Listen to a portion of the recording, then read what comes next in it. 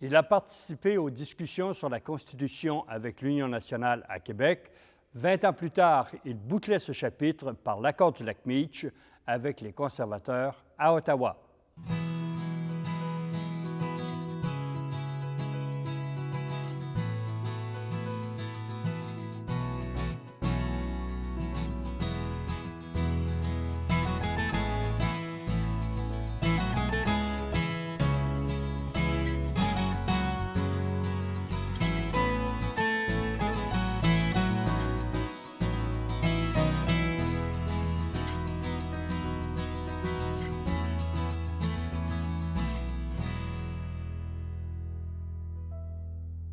Bonjour, M. Masse. Bonjour.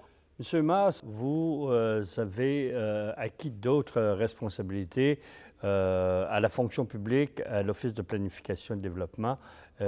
Quelle mission particulière vous aviez à ce moment-là? Donc, on a la première année beaucoup été actif. Il avait compris aussi quelque chose, c'est qu'il fallait qu'il m'occupe, parce que si je n'étais pas occupé, j'allais m'occuper d'autres choses. Et comme j'avais manifesté beaucoup d'intérêt sur la question de l'organisation, de l'intérêt administratif du Québec, bien, il m'a nommé, justement, ministre d'État à la fonction publique, avec double responsabilité. Premièrement, coordonner la ronde de négociation qui commençait avec le secteur public, plus de 200 000 personnes allant de la fonction publique, les hôpitaux, l'enseignement, l'Hydro-Québec, les professionnels, en tout cas, une kyrielle des dizaines et des dizaines de conventions collectives, et également de repenser l'organisation de l'État dans le sens de notre programme d'un ministère de la fonction publique, donc de préparer la législation. Alors là, j'en ai eu plein mes bottes, comme on dit. J'avais plus le temps de réfléchir à écrire un livre, ça a parti. Et puis, les négociations, il faut dire que ça n'a pas été facile. On a eu 6 mois de grève avec la SAQ. On a eu plus de 2 ans de négociations avec la CEQ, avec Raymond Laliberté. On a eu donc partout, mais on n'a eu aucune loi spéciale. Je crois qu'il faut le souligner, parce que c'est probablement la seule fois où on n'a pas eu de loi spéciale au Québec. Alors, il faut quand même donner ça à l'Union nationale. Et plus on avançait dans le temps, évidemment, M. Johnson est parti, M. Bertrand est arrivé. Il m'a confié les responsabilités encore plus élargies de l'organisation de l'État par la planification et l'aménagement du territoire. Il m'a ajouté là-dessus, disons, les relations internationales jusqu'à la fin de son mandat. Bien, l'ensemble de ça, fonction publique, planification, aménagement, réforme constitutionnelle, ça commence à être du monde, ça commence à être lourd. Parce que, si vous remarquez, j'ai toujours cherché à être un ministre horizontal plutôt que vertical. Donc, d'avoir un peu les mains dans l'ensemble du dossier, mais pas la partie financière, mais la partie organisation de l'État. Et là, j'ai monté une équipe parce que je ne pouvais pas faire autrement. J'avais 32, 33 ans à ce moment-là. Alors, c'est quand même pas mal junior. Mais j'ai monté une équipe exceptionnelle. À Québec, vous avez travaillé avec 2 chefs un peu différents, M. Johnson et M. Jean-Jacques Bertrand. Quel genre de relation vous aviez avec l'un et avec l'autre? Je crois que je peux dire que j'avais d'excellentes relations avec les deux, mais c'était 2 personnages avec des qualités et des défauts quand même assez différents. M. Johnson, je dirais qu'il avait le sang, il avait la politique dans le sang. Il avait toute sa vie voulu faire de la politique. Et puis, il s'y était adonné à partir de Bagot, puis il a fait la Convention de 61. Alors, pour lui, c'était sa vie. Deuxièmement, il a développé tranquillement sa propre option constitutionnelle d'égalité ou indépendance. Donc, il était maître de sa pensée, maître du choix de ses alliés, et il avait monté une équipe pour lui autour de cette chose-là. J'ajouterais de mémoire, c'était un homme très prudent, ceci étant dit. Pas simplement lent, mais prudent. Dans le sens suivant, c'est qu'il se disait, tant et aussi longtemps que je n'ai pas posé le geste irrémédiable, les informations peuvent changer, mes connaissances du dossier peuvent changer. Et pour lui, c'était systématique. Et quand vous alliez, comme premier ministre ou autrement, porter un document qui nécessitait sa signature, vous l'envoyez, puis il ne revenait pas, demandiez à le voir, vous dites peut-être qu'il y a des choses qu'on devrait expliquer. Alors, c'était donc un comportement différent de M. Bertrand, qui, lui, par exemple, dans ce domaine-là, lui, là, s'il pouvait nettoyer tout son bureau le soir, il avait fait son devoir. Parce que M. Bertrand, c'est un homme de devoir. Il est en politique par devoir, Johnson par plaisir. Je ne crois pas que M. Bertrand avait du plaisir à faire de la politique. Ça lui avait été, je dirais, imposé par sa carrière, au fond, alors que Johnson, c'est lui qui voulait sortir de sa carrière d'avocat pour faire la politique. J'ajouterais que M. Bertrand, qui était un homme très gentil, avait des comportements humains tout à fait exceptionnels, n'avait pas lui-même bâti sa réponse constitutionnelle au Québec. Donc, quand il est arrivé au pouvoir, M. Bertrand, pour lui, ce qui n'était pas un homme violent, n'aimait pas la confrontation. Et lui, il espérait, je dis espérer, un Canada où on s'entendrait bien avec le Québec, où tout le monde serait gentil et qu'il n'y aurait pas de méchanceté ni de part ni d'autre. Ça a été la surprise de sa vie que ça ne s'est pas passé comme ça. Mais pour lui, donc, naturellement, il cherchait un compromis et le mot acceptable était large pour lui. Alors, c'était différent. Et j'ajouterais que c'est un homme qui, à un moment donné, avait le dialogue difficile quand, pour d'autres raisons, il avait fait son lit. Et ça, c'est le problème de la convention avec Cardinal, du projet de loi 63. Monsieur Bertrand n'était plus ce qu'il était, n'était pas celui qu'on avait connu. Il refusait tout dialogue, toute discussion, parce que pour lui, c'était arrêté. Il y aura une loi, et puis c'était une façon pour lui de casser, d'humilier Cardinal jusqu'à un certain point. Ça a été la mauvaise partie qui a coûté cher à l'Union nationale. Si on revient à M. Johnson, il était favorable, je crois, au régime présidentiel plutôt qu'au régime parlementaire, mais ça n'a pas eu de suite, ça. Alors, on oublie ça que dans les programmes de l'Union nationale, il y avait cette idée de changer l'institution parlementaire et d'avoir une république parlementaire au Québec, ce qui allait illustrer à la face du monde la différence entre Québec et Canada, la différence de système politique. L'Union nationale, contrairement aux libéraux, était convaincu de la capacité, à travers la Constitution canadienne, l'aspect de la Constitution québécoise, de pouvoir modifier des choses qui sont dans la Constitution canadienne. Dans cet esprit-là, Johnson avait commencé, avec un petit noyau, à réfléchir sur l'idée de pouvoir proposer par référendum, et dans le projet de 66, vous remarquez, il y a le projet d'une loi sur le référendum, et c'est l'Union nationale qui a fait passer les premières lois sur le référendum. L'objet était de soumettre par référendum hors élection, peut-être même avant l'élection, le projet sur la République du Québec. Dans notre esprit, toute l'institution pouvait être changée, y compris avoir une constitution québécoise, tant et aussi longtemps que vous ne changez pas le poste de lieutenant-gouverneur, qui, à toute fin pratique, finit par pas avoir d'importance. Je veux dire. Bon. Alors, si le Québec avait fait ça, et pour Johnson, c'est vers ça qu'on s'en allait après la conférence de Canada of Tomorrow, là, c'était sur cette idée. Les choses auraient changé. Les Québécois auraient réalisé qu'ils peuvent avoir des institutions différentes de celles du Canada anglais, des institutions à eux, et que les choses fonctionnent normalement à l'intérieur disons, comment dire ça, d'un attachement au Canada, dans une constitution canadienne. Et ça aurait changé beaucoup de choses. Mais le malheur, c'est que Johnson était en fin de vie. Trudeau a été porté au ciel par les votes québécois et toute la problématique a changé. Vous venez de faire allusion au décès de M. Johnson. Est-ce que vous avez perçu des moments sombres pour l'Union nationale et pour son gouvernement à la suite de sa mort? Alors, c'est sûr qu'on ne s'attendait pas à ce que Johnson disparaisse, parce qu'on ne veut jamais s'attendre à des choses semblables. On le savait malade, tout le Québec le savait, et encore plus ses ministres. Mais il revenait. Lui-même avait déclaré à sa dernière conférence de presse qu'il était en pleine forme. Il donnait cette impression d'être en pleine forme, bien que ses intimes étaient moins certains, mais on l'a découvert après. Alors, quand subitement, un matin, on apprend que M. Johnson est disparu, c'est un choc terrible, pas uniquement pour son groupe de ministres, mais pour l'ensemble du Québec. Et ce choc a rapidement conduit à un vide. On a senti qu'il y avait un vide énorme.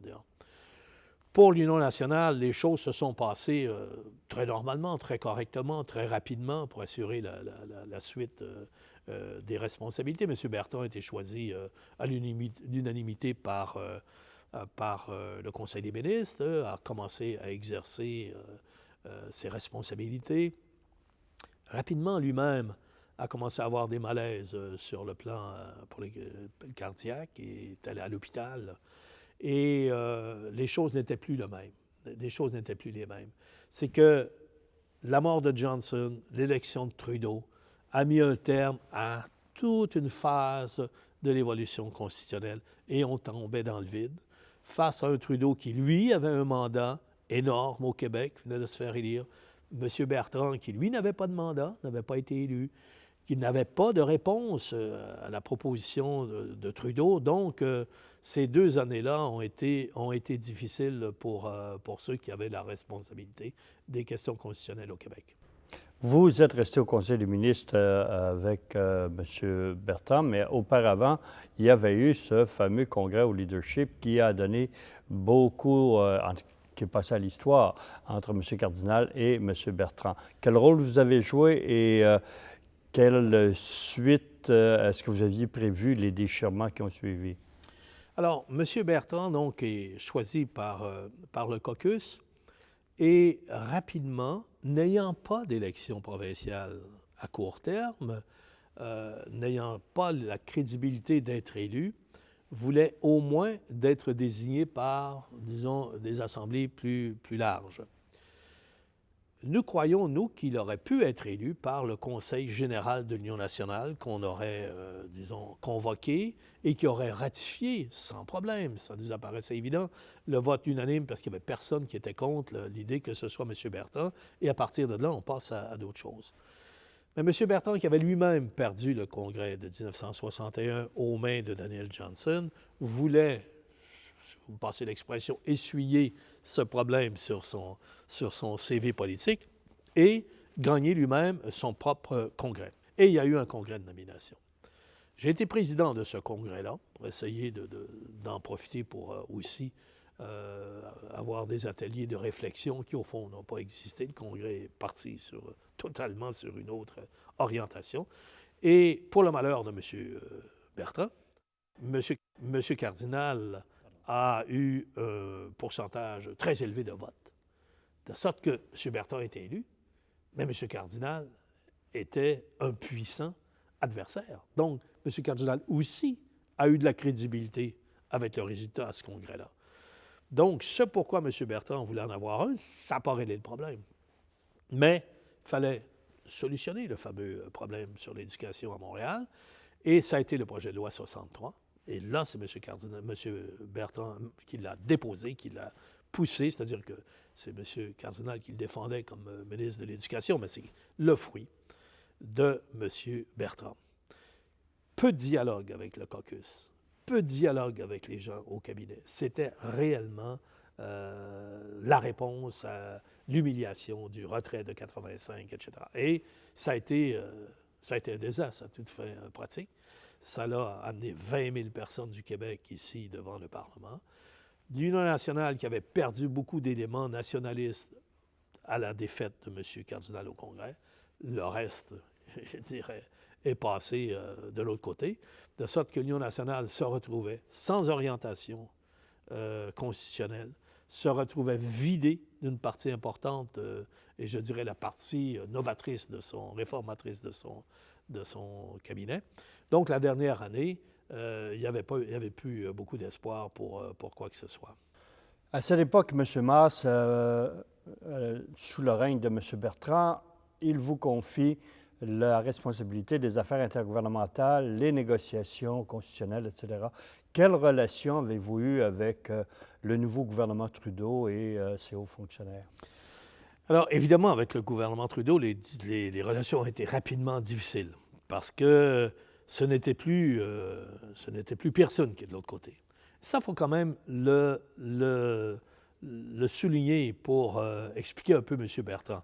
M. Bertrand est arrivé face à Trudeau, qui, lui, avait un mandat une volonté, un programme, alors que M. Johnson, lui, négociait avec Pearson. Alors, du côté d'Ottawa, ce n'était pas tout à fait la même personnage de l'autre côté. Mais donc, avec Trudeau, les choses sont difficiles dès le départ, nous le savions. Alors, c'est d'autant plus difficile de répondre qu'il y a eu deux choses. Premièrement, on n'avait plus de programme constitutionnel. On n'avait pas réfléchi du tout à ça. Et M. Bertrand n'organisait pas une réflexion sur ce que pouvait être la réponse du gouvernement du Québec, de l'Union nationale, maintenant et en fonction des élections, à la position de Trudeau. Alors, les mois passaient, les semaines passaient, mais on n'avait pas, nous, de cadre de référence pour négocier avec Ottawa ou faire passer les propositions d'Ottawa. Deuxièmement, M. Bertrand, qui avait d'excellents rapports avec Julien Chouinard, qui avait été son sous-ministre au ministère de la Justice, qui était un grand personnage, lui a demandé de devenir secrétaire général du gouvernement, donc de devenir sous-ministre du premier ministre, le secrétariat général du gouvernement. Ottawa s'est aperçu rapidement, Marc Lalonde, qui était au cabinet de Trudeau, qu'au fond, il y avait deux interlocuteurs possibles à Québec. Il y avait l'interlocuteur traditionnel, le ministère des Relations intergouvernementales, qui, lui, avait une tradition qui était plus difficile, qui, même s'il n'y avait pas de cadre de référence, disons, avait les chevilles bien ancrées dans la défense des intérêts du Québec. Donc, il y avait une équipe, il y avait du monde, il y avait une tradition. Deuxièmement, à travers Julien Chouinard, là, on arrivait directement au bureau du premier ministre, qui, lui, cherchait surtout la non-confrontation, était d'accord qu'un beau dialogue allait apporter des bons résultats. Donc, c'était plus mou de ce côté-là. Et quand est arrivé les négociations de tous les domaines, on voyait de plus en plus qu'Ottawa essayait de passer à travers Julien Chouinard pour les négociations concernant, par exemple, la place du Québec à la conférence des pays de langue française au Niger, les questions du parc Forillon, enfin, partout où il y avait des négociations avec Ottawa, Ottawa avait tendance à aller dans le secteur qui répondait mieux à ses préoccupations. Donc, ça a été d'autant plus difficile qu'en plus de ça, on s'est retrouvé avec deux interlocuteurs. Ottawa avait deux interlocuteurs. Est-ce que vous avez vu venir la défaite de l'Union nationale en 1970? A remarqué qu'on n'avait pas besoin d'y penser beaucoup pour l'avoir venir. C'était tellement évident que, d'autant plus que, souvenons-nous, on a parlé des nationalistes qui sont allés rejoindre, au fond, René Lévesque, mais une des raisons pour lesquelles Johnson, en 1962, était contre l'étatisation de l'électricité, c'est pas tellement qu'il était contre l'étatisation de l'électricité. Il était favorable au développement d'un Hydro-Ontario, c'est-à-dire au fur et à mesure qu'on pouvait acheter à des termes intéressants, donc de bâtir dans le temps l'Hydro-Québec. Une autre raison derrière ça, c'est qu'en juin 1962, si ma mémoire est fidèle, il y a eu les élections fédérales. 500 000 Québécois ont voté pour 26 députés créditistes dans le champ de l'Union nationale. C'est les conservateurs qui avaient été défaits. Alors, pour John Johnson, il gardait un œil toujours sur son parti, y compris sur sa clientèle. Et lui, il percevait le danger que si je vais trop loin dans cette question d'être favorable à l'étatisation, les compagnies d'électricité vont trouver chez Réal Cahouette un anti-étatiste de naissance, vont lui procurer le financement nécessaire et une partie importante de la clientèle de l'Union nationale s'en irait chez Cahouette. Souvenez-vous qu'il a gagné avec 40 %. Il ne pouvait pas se permettre de gagner avec 35 parce que c'était les comtés ruraux qui s'en allaient. Revenons en 70. Cette question est toujours dans l'air. On voit fort bien qu'il y a des gens qui continuent à grenouiller pour donner au Parti créditiste une aile québécoise, plus ou moins contre la volonté de Cahouette, parce qu'il savait que ça allait diviser et créer des problèmes pour lui, mais reste qu'il y avait un milieu là, qui était sympathique. L'Union nationale était insensible à ça, ne réalisait pas ce qui se produisait dans son dos. Alors l'Union nationale a été vidée de ces éléments conservateurs dans le milieu rural au profit des créditistes, des éléments nationalistes dans les milieux urbains là où l'Union nationale existait quelque peu, de sorte que l'Union nationale s'est retrouvée avec, je ne me souviens plus exactement, 22-23 % du vote, donc vidé d'à peu près la moitié de son parti. Et à partir de là, il ne pouvait plus remonter parce qu'il n'y avait toujours pas de plateforme constitutionnelle. Mais donc, la défaite, pour ceux qui y réfléchissaient le moindrement, et ce n'est pas le genre de choses qu'on aime, réfléchir à ça quand on est au gouvernement, voyait facilement venir qu'il y aurait de sérieux problèmes. Et c'était difficile à ce moment-là pour l'Union nationale de garder sa place. Les libéraux étaient au pouvoir, mais à la droite, il y avait les créditistes et le mouvement nationaliste au PQ. Oui, c'est certain que après les élections, là, l'Union nationale, là, de toute façon, M. Bertrand a rapidement réalisé qu'il ne pouvait pas, disons, continuer comme chef de parti. Et rapidement, il a donné sa démission. Et là, ça a créé l'ouverture pour un congrès de nomination. Donc, 71 porte là-dessus. J'ai réfléchi, est-ce que je me présente ou pas? Il y avait des choses évidentes qui m'amenaient à me présenter. Il y avait une réalité très difficile de l'autre côté. Il fallait quand même pas être grand clair pour s'en apercevoir. Mais l'expérience valait le coup. Et j'ai décidé d'essayer avec des gens qui voulaient réformer l'Union nationale, qui avaient donc peu d'attaches avec le passé, d'aller chercher des gens un peu partout. Alors, j'avais une organisation présidée par Pierre Sauvé, qui était le garçon de Paul Sauvé, qui me donnait donc une légitimité, un ami de longue date, Rodrigue Pajot, qui était du côté de l'organisation, et Fernand Grenier, qui avait été avec Cardinal, comme animateur des délégués. Alors, on est parti avec ça, on s'est fixé un profil. Il fallait faire presque du porte-à-porte dans chaque comté pour essayer d'aller chercher des délégués nouveaux. Malheureusement pour moi, dès le départ, le caucus de 17 députés, de ce caucus, seul Fernand Lafontaine, qui était le député qui avait été organisateur en chef à l'époque de Daniel Johnson, député de Mont-Laurier, est passé de mon bord. Tous les autres sont restés, ou en principe, disons, sans orientation, mais largement allaient du côté de Loubier. Alors, ces 16 comtés-là ont quand même fait la différence quand le résultat va sortir, ou c'est nez à nez ou à peu près. Là, il y a quelque chose de très important. Deuxièmement, il est évident qu'il faut porter la responsabilité de sa défaite aussi. Et je n'ai probablement pas posé les bons gestes, développé le bon profil, apporté des bonnes réponses. En tout cas, je suis le premier responsable de la défaite. J'ajoutais troisièmement que l'Union nationale, dans cette phase de mutation, avait quand même des biens assez importants. Le Journal de Montréal, qui était le journal populaire, Montréal Matin. le Montréal Matin, pardon, qui a été justement succédé par le Journal de Montréal. Donc, le même profil, le journal populaire de Montréal et de la grande région. Deuxièmement, 2 clubs Renaissance, 2 clubs très bien situés, un sur la Grande Allée ici et l'autre sur la rue Sherbrooke, plus des résidus de caisse électorale, des participations de toutes sortes, à gauche et à droite. Il y avait quand même un magot très important. Alors, j'ai été, comme les autres candidats, approché par ceux qui s'intéressaient à ça, soit se porter acquéreur du Montréal Matin, à des coûts le plus intéressants possible, etc. Ma réponse a été claire et précise. Ce n'est pas le genre de choses qu'on va régler durant la convention. La seule chose à quoi je m'engage, c'est que rapidement, on va former un petit groupe de réflexion et on va travailler à trouver les meilleures réponses pour le bien et l'avenir de l'Union nationale après la convention. Alors, c'est évident que ça n'a pas satisfait ceux qui étaient intéressés à ça. Ils sont allés ailleurs. Ils ont peut-être trouvé des réponses plus sympathiques. Et là, à partir de là, il y avait intérêt à travailler très fort pour faire élire leur poulain plutôt que celui qui n'était pas le leur. Alors, si vous additionnez ces 3 choses-là, disons, le poids du caucus, les erreurs que j'ai pu commettre, plus cette question de l'avenir des biens de l'Union nationale, ça a donné un résultat le soir de l'élection à 49,3 %. Je crois que au premier moment, il y avait 24 voix de différence entre Loubier et moi.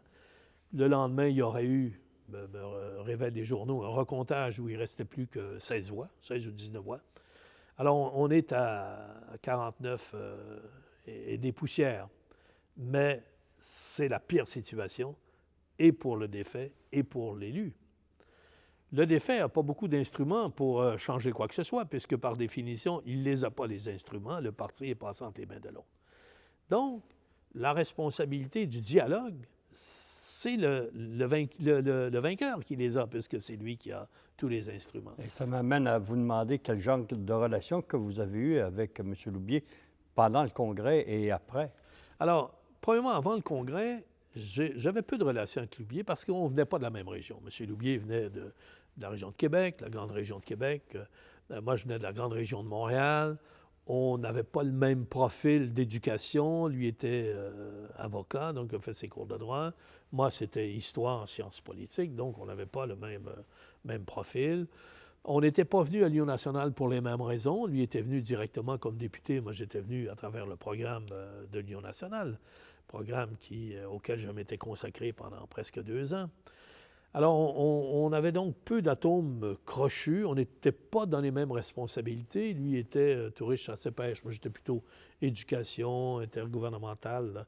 Le caucus était très, très heureux de l'élection de Loubier et s'inquiétait peu de savoir qui sont les autres qui avaient voté pour Mars, alors qu'il y avait là des éléments intéressants quand même à ajouter à leur groupe, mais il n'y a pas eu de dialogue. Au contraire. Dans les semaines qui ont suivi, 4-5 mois plus tard, un dimanche soir, il y a une réunion ici à Québec, convoquée du caucus parlementaire le dimanche soir, où Loubier nous présente un court film pour expliquer la proposition de M. Parent, qui était dans le domaine de la publicité, et qui proposait de changer le nom du parti en Unité Québec et de changer le traditionnel signe de l'Union nationale par ces 2 beignes-là, Unité Québec. Alors, applaudissements de tout le monde qui était là. Bon, je veux dire, tout le monde est saisi par la chose. Dans les jours suivants, la nouvelle est sortie et les éléments plus enracinés, plus traditionnels, ayant plus de distance entre la décision et leur occupation, se sont sentis complètement perturbés par ça. Et un groupe d'avocats a dit, on ne peut pas laisser l'Union nationale disparaître comme ça. Ils se sont concertés et ils m'ont appelé au cours de la semaine pour me dire, écoute Marcel, il faut que tu restes Union nationale, tu as été élu Union nationale, nous on va aller en cours, on va contester le geste de Loubier et on va l'empêcher de faire disparaître l'Union nationale, d'autant plus que tu seras en chambre comme Union nationale.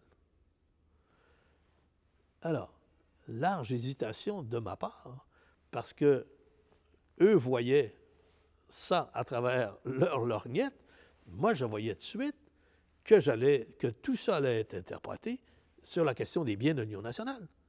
Et qu'au fond, mon action était pour garder ou mettre la main sur les biens de l'Union nationale. Et ce n'était pas du tout. C'est pourquoi j'étais en politique et ce n'était pas du tout ma volonté. Alors, j'ai informé ces gens-là, dont Maître Jean Bruno, qui dirigeait tout ça. Puis il y a eu des écrits d'avocats sur tout ça. Et j'ai convoqué une réunion dans mon comté, dans les jours qui ont suivi celle de Québec. Et j'ai présenté le problème à mon association de comté. Et je leur ai dit, écoutez, moi j'ai été élu Union nationale. Je ne suis pas intéressé à aller dans ce chapitre Unité Québec. Alors, si vous étiez d'accord, moi je vais siéger comme indépendant. On va se rendre jusqu'aux prochaines élections, puisque j'ai un mandat pour le faire. Ce serait stupide de convoquer une élection complémentaire, faire perdre des fonds publics pour rien. Et on verra un peu plus tard, dans quelques mois. Unanimité de l'affaire. Et c'est comme ça qu'en Chambre, j'ai annoncé que je siégerai comme indépendant, et c'est ce que j'ai fait jusqu'en 1973. Le malheur, c'est qu'après quelques mois, Loubier lui-même, s'apercevant d'une erreur monstrueuse, est revenu au mot Union nationale, mais le mal était fait. Merci, M. Mars. Merci.